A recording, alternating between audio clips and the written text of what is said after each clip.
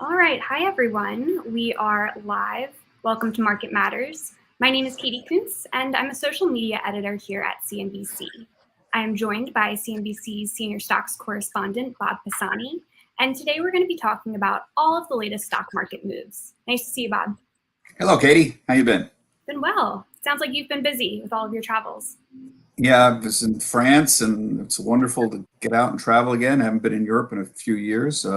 The French are lovely. The food is fantastic. Don't get caught in the airports. And some real nightmare tie-ups in London Heathrow and Marseille in France. They're having the same problems we are. They don't have enough people to work in the airport. They don't have enough flight controllers. They don't have enough pilots. They don't have enough flight attendants. They just don't. A lot of the travel industry laid off a lot of people during COVID, and they're trying desperately to get them back. You see what's going on in the airline business here too in the United States.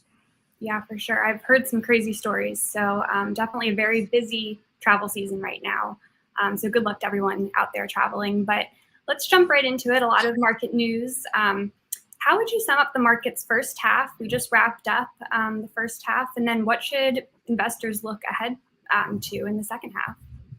Well, you saw the headlines yesterday. I did this myself. It was terrible.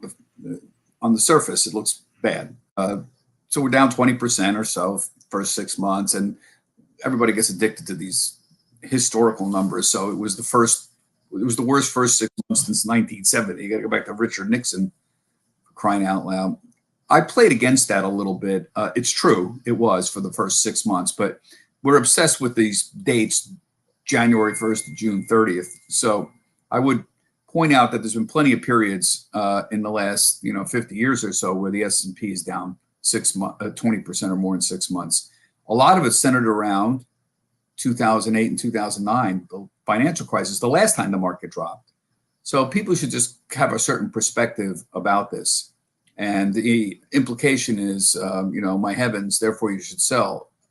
I don't think that's what investment professionals would tell you. If you have a long-term perspective, and you and I, Katie, have discussed this many times, you shouldn't worry about it. If you think you're going to, you need all of the money immediately, then yes, this may be an issue. But other than that, believe me, the average long-term investor should do absolutely nothing if you have a plan right now. Three things here. Remember, what's moving markets. Number one is COVID, and that's the most important thing. People think that doesn't matter, but we're really dealing with the after effects of COVID at this point, and I don't mean just the medical effects. If I would have told you 4 years ago, what's going to happen? We're going to have a global pandemic. 1 million people are going to die in the United States, and we're going to have the entire global economy shut down for a year and a half, essentially. You would have laughed at me. Nobody would have believed this.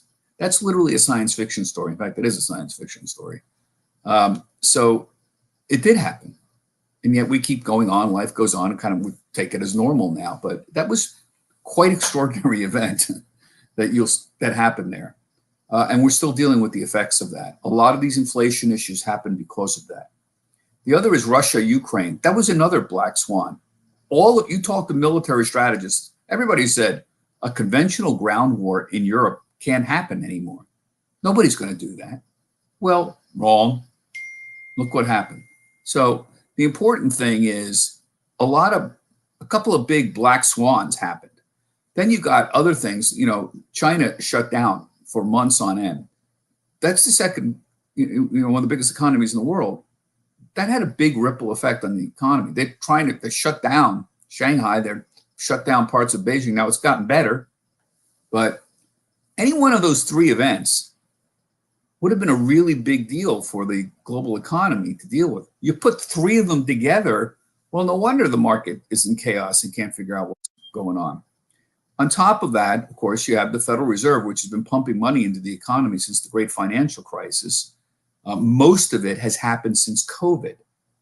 They pump money in to save the U.S. economy during COVID and support people. Everybody complaining, nobody sent the stimulus checks back. It helped prop up the economy. So there are some downsides to this, but it is reasonable to assume that if the Federal Reserve pumping money into the economy, it is reasonable to assume that some of that money got into the stock market, helped pump up the stock market. That's reasonable. It's also reasonable to assume that if the Federal Reserve is now starting to raise rates and withdraw money, that will have a more negative effect on the stock market. That's reasonable. I think we're seeing that as well. So a lot of big macro issues moving things around here. It's no wonder. So in terms of the second half of the year, there's two big issues. One is this whole pivot from worrying about inflation to essentially worrying about the effects of the Federal Reserve trying to deal with inflation. So you're pivoting from inflation to recession or soft landing. And that's really the dividing line. The only real big issue sitting there, besides Russia, Ukraine, is are we going to have a recession or are we going to have a soft landing? And depending on how you feel about that, that will inform your view of the stock market and the economy. So I would say, there's a reasonable chance of a recession because the Federal Reserve, historically, when it has aggressively raised rates, and I mean really fast, which is what they're doing now, historically, they've induced recessions. That's happened. And that's what you have to do to stop it. But it's not a fait accompli. It's not 100%. Now, I have seen a real pivot recently from a lot of strategists who feel that, I'd say half of them probably feel this way. And there's a group that feels that we're already essentially entering a recession. But it's not very obvious because this is such a strange situation. Everybody's out spending money. The unemployment rate is really low. People are turning down job offers, and yet the economy is slowing. And you could see this today. So the other big issue besides this pivot from inflation to whether or not we're in a recession or a soft landing is the earnings situation. We are now starting to see some companies come out and cut the earnings estimates. It's not a wholesale thing. The analysts aren't cutting everything for everybody, but you look at RH, that's the old Restoration Hardware. They had some negative things to say. Nike basically lowered their numbers. Today, Micron came out and made a lot of comments. They talk about weakening consumer demand, hurting cell phone sales. Bed Bath & Beyond as well. So, we're starting to see some individual companies do this, and I do think you'll see some earnings estimates come down on the whole. So the funny thing about the S&P 500, we've been talking about this for months, is the earnings estimates as a whole for the whole S&P 500 aren't coming down. They actually have gone up. What's happened is two reasons for this. Number one, a big part of the earnings increase that we're seeing is because the oil companies are gushing profits. For the first time in ages, it's good to be an oil company. You look at Exxon, you look at Conoco, you look at some of the Occidental Petroleum. These guys are not only gushing revenues, they're gushing profits. We're talking about 100% increase in the profits of these oil companies compared to last year. So this is juicing the S&P 500. The numbers are so big that it's actually pushing the earnings estimates numbers for the S&P 500 up. The other thing that's happened is on the whole, analysts have been very reluctant to cut their estimates to accept a dramatically slowing economy or even in a recession because they don't do anything unless it hits them in the face. They don't do anything unless the company tells them or unless it's really obvious. So remember, analysts are by nature optimistic. It pays for them to think optimistically. And if they're wrong, they just start cutting the numbers. So now, as I said, we're starting to see some early signs that the companies are making signals and the analysts are going to start cutting. So I think in the second quarter earnings estimates, they're going to come down. The third quarter and fourth quarter. The second quarter is essentially over. They're going to report the numbers and they're going to give guidance. And I think the estimates for the third and fourth quarter are going to come down. So what does that mean? Well, the S&P 500 right now, it's expected that earnings will be up 10% for 2022 and 10% for 2023. Let's assume we're pessimistic and we think we're going to, if we're not in a recession, the economy is going to drop or get close to a recession. It's possible that 10% earnings increase in 2022 could go away. If that's the case, well, there's another leg down in the market probably because the market has to sort of anticipate that. and deal with that. So, that's where a lot of people get the 3,400 in the S&P, so that another, 10% drop in the S&P would bring you to 3,400. That's where a lot of people see this. So into the eternal question, are we at the bottom yet? The answer is likely no, because there's probably another leg down for the earnings numbers. The question is how much? And again, this is that, what side of the debate are you on? Do you think we're going to have a real recession? In a real recession, earnings normally go down 20%. They don't go up 10%. They go down 20%. So that's why people think this is kind of an odd disconnect.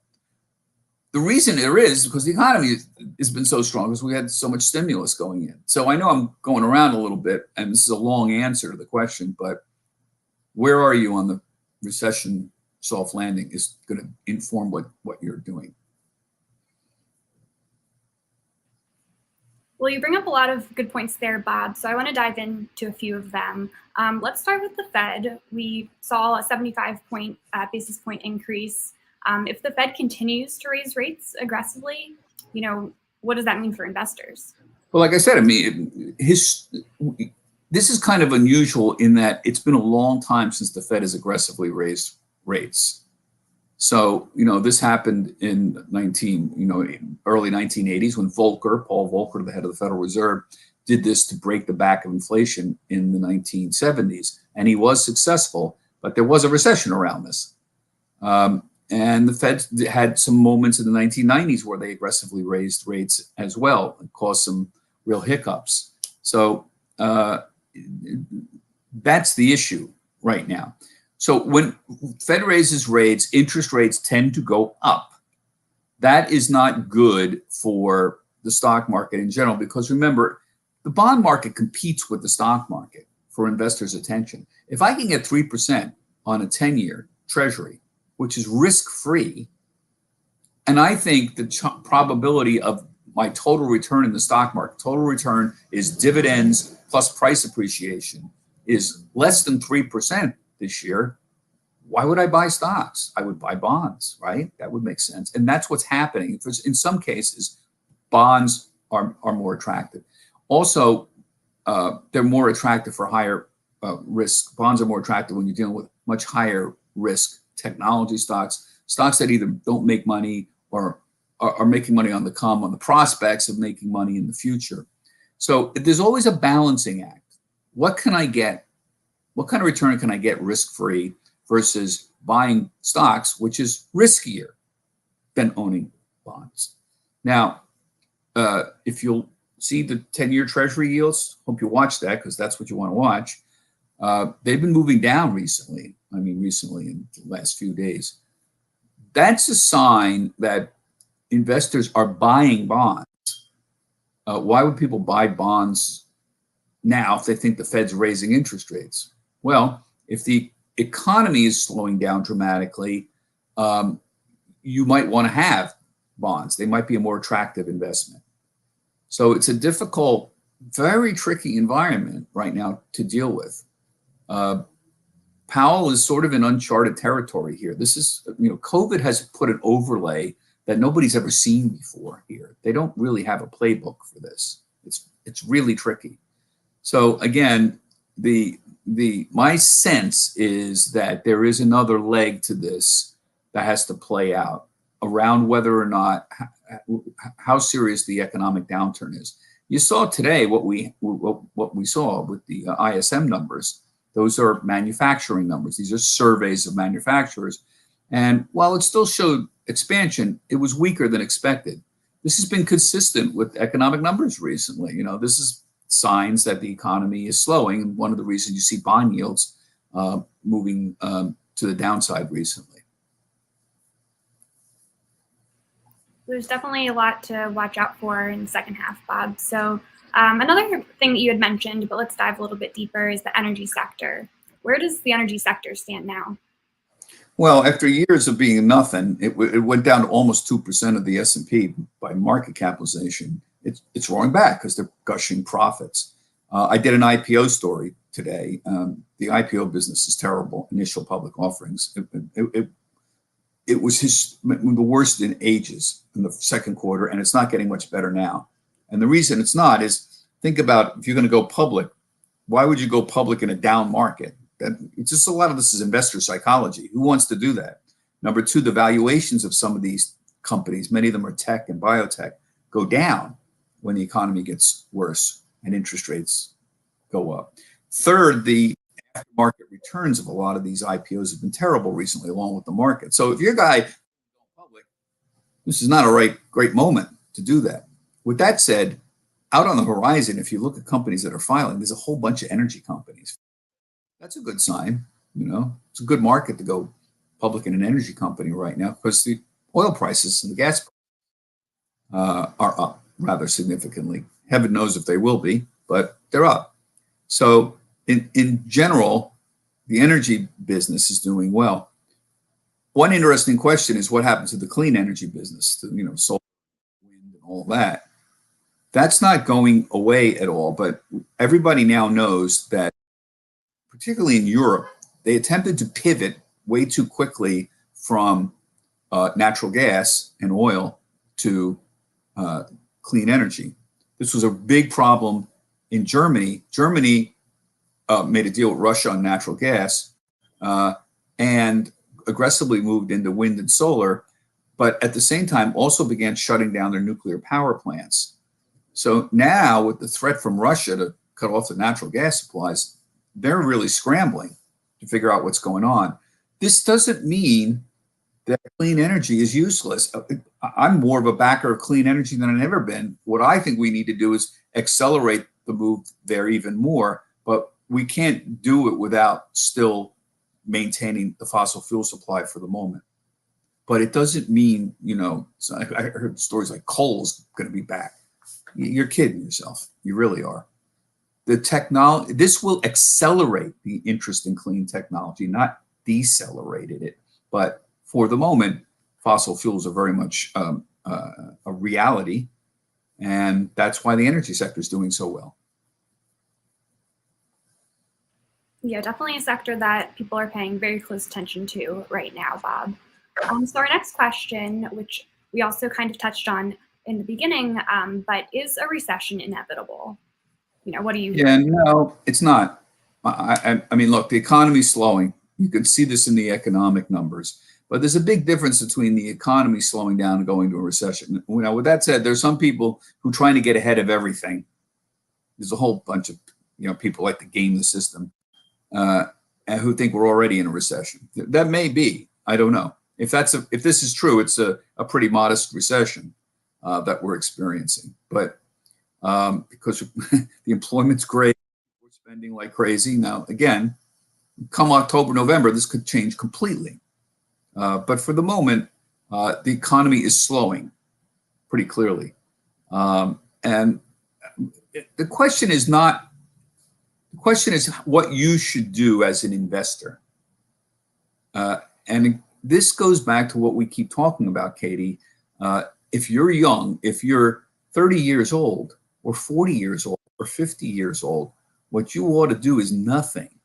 Listen to the long-term investment professionals who are on our air, or go look them up. They will tell you this down year, and this may be a down year for the S&P, will be preceded by up years, will be followed, by up years. And in 10 years, or 15 years, this is not going to be an issue. Just like the drop we saw in 2008, which was not a good year, it was one of the worst years in a long time. It seems like a very distant memory. I think the problem is that a lot of young people have come in the last 12 or 13 years that weren't investing during the great financial crisis, and so they've seen essentially nothing but up years, and that can be mentally a problem dealing with a down 20% year. But look where you are. We're essentially back to where we were. With the S&P 500 like this, we are essentially back to where we were a year ago or so, something like that. compared to where, look at the S&P 500 in 2010, for example. Here, let me move this and show you something. Just try to keep a little perspective on things. The S&P 500 at the bottom was 700 or so. I'm talking about the bottom of 2009, and we're at 3,700. I mean, think about that. You know, you're talking about 400% increases here.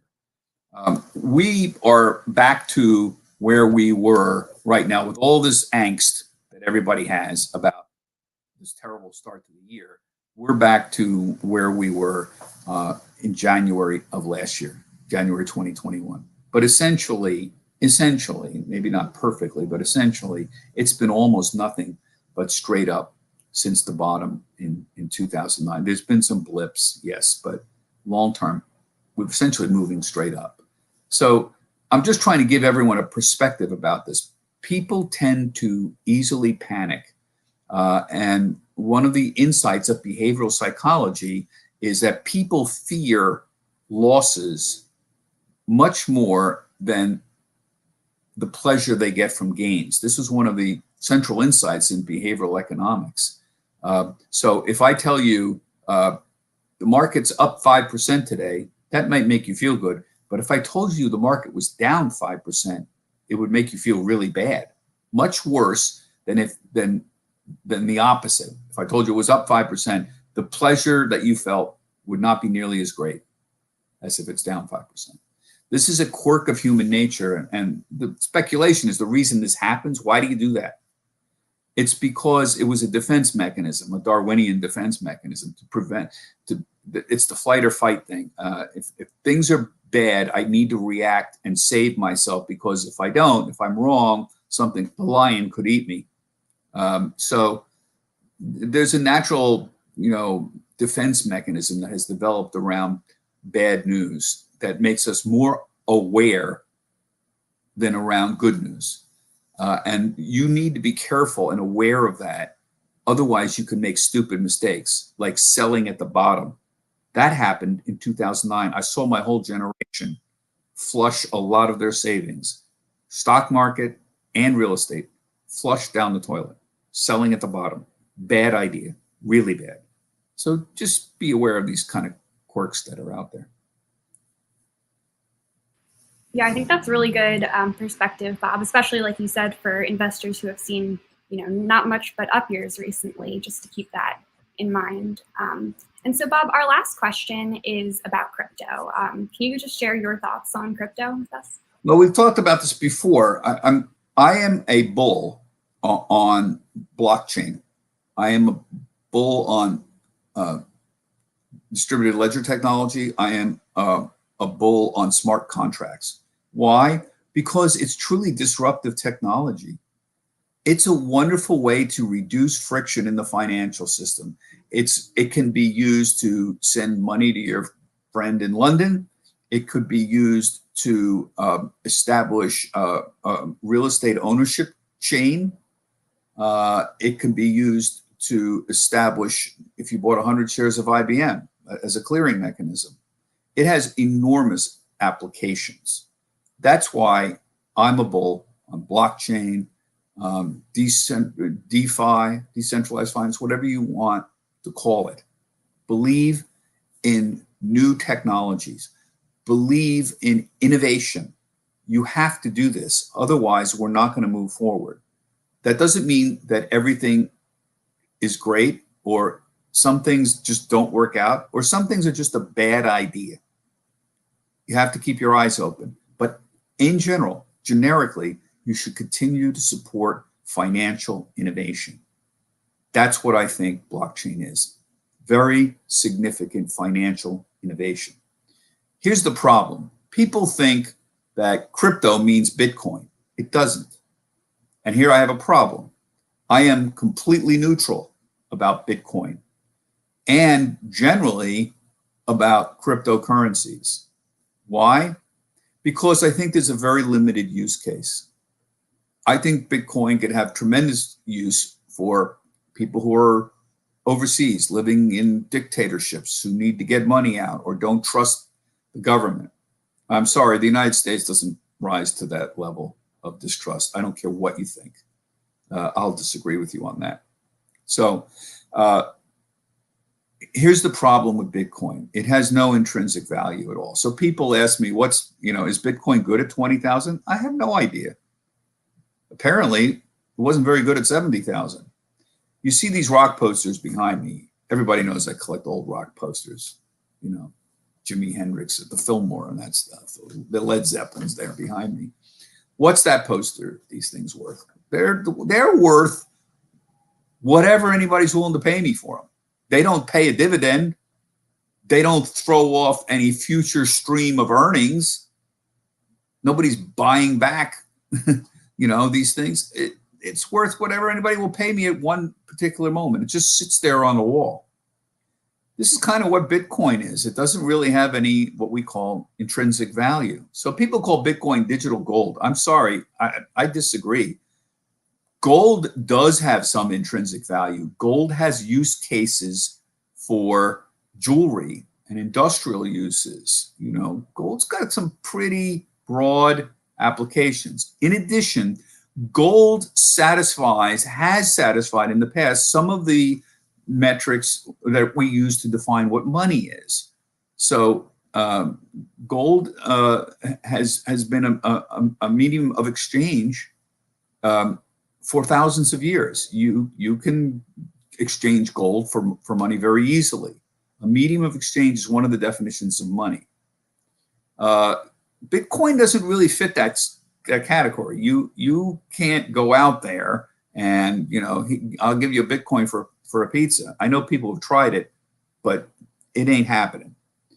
The other ones, of course, is for define money, or it's a unit of account. Is it something that people use to measure where you can buy other products with it? It's not. So when you're going to a gas station and you drive in there, it says $5 a gallon. It doesn't say 32 potatoes a gallon. A potato is not a unit of account. You can't give anybody a pile of potatoes and get gasoline for it. In a barter system, you could, but not in the modern world. There's no place you're going to go out and use Bitcoin and trade it for something. I don't want to have anybody write to me and says, oh, there's some obscure place where you can do this. It doesn't work as a unit of account either. So it kind of fails on all the definitions. It's not the third one is a store of value. Well, I'm sorry, but Bitcoin was 70,000 and now it's 20,000 in 6 months. That's not a store of value. It's not. So on all accounts, the three main ways you look at money, Bitcoin fails. With all that said, I'm not necessarily against it. I told you, like in foreign countries, there's some very good reasons for it. But don't tell me, it's money. It's just not. I would like to see, I would like to see a digital dollar, a true digital dollar, which I think has a lot of potential and would obviate a lot of the uses for Bitcoin in general. So I am completely neutral on Bitcoin. I have no idea what the right price of Bitcoin is. By the way, you asked me about that Led Zeppelin poster. I can tell you, just about what that Led Zeppelin poster would get me. And I guess you could say, well, I could tell you what the Bitcoin will get you too. I have a pretty good idea what that Led Zeppelin poster would be worth 6 months from now, which is not much more than I would get for it now. I haven't a clue whether Bitcoin will be 60,000 or literally 5,000. Not a clue. I have a pretty good idea what that Led Zeppelin poster will be worth 6 months from now. Okay, so you see what I'm saying? Believe in new technologies, believe in disruptive technologies, and blockchain is disruptive. Yes. Look at other stuff like uses from Bitcoin, uses of the blockchain, like cryptocurrencies and Bitcoin. I would stay neutral on that question. Bob, where do you think stand on a Bitcoin ETF? What has the SEC said there? Well, you saw what they did this week. They turned down Grayscale. Grayscale really, needs to have that happen for them. But they've turned it down. And Gary Gensler is pretty consistent. Basically, they're saying look, we can't control the ecosystem around Bitcoin. It is subject, in our opinion, to fraud and manipulation, particularly some of these exchanges. There have been attempts to show the SEC that the industry is cleaning up its act, and it has gotten better, but it's not there to a level to satisfy the SEC. And when you have Bitcoin go from 70,000 to 20,000, that does not help the case. It really doesn't. I mean, that's a crazy, amount of volatility. So again, I'm sort of neutral on this question. Now, they're trying to argue, Grayscale, trying to argue that, well, you guys approved the Bitcoin futures ETF. Isn't that tied to Bitcoin? Yes, but you don't have the fraud issues around it with the futures. There's going to be a lawsuit about this. I would be very interested to see how the courts rule on this. If I had to guess, I would bet the court would rule with the SEC. I think the odds are high. It's not a 90% bet that the SEC will win, but it's certainly a 60% or 70% bet. I think that they could prevail here. So very tricky situation. By the way, the Bitcoin futures ETFs are operating fine. People complained about them. They said, well, these Bitcoin futures things, you got to buy the futures contracts, you have the roll costs, and it'll deviate from the price of Bitcoin. So it's not a good product. Mm-hmm.